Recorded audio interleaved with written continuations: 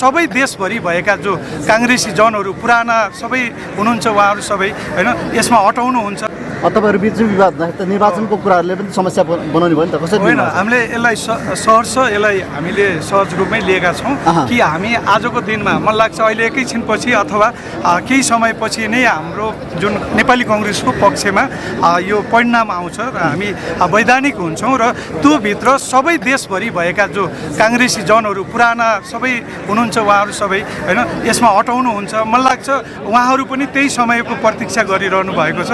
त्यो यहाँले भन्नुभएको जस्तो त्यो मुठभेड केही हुँदैन होइन, एकदम सहज होइन, यो आफै मिल्छ। उहाँहरू सबै आउनुहुन्छ, हामी उहाँलाई स्वागत गर्न आतुर पनि छौँ कि हामी एउटै कङ्ग्रेस बन्छौँ र त्यो कङ्ग्रेस भनेको हाम्रो अग्रज नेताहरूले पनि भनिसक्नुभयो र यहाँ तपाईँहरू जस्तै मिडियाले हिजो देखाइसक्नु भएको छ प्रत्यक्ष रूपमा।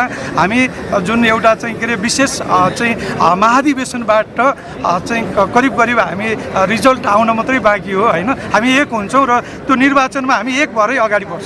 हस्, धन्यवाद। धन्यवाद।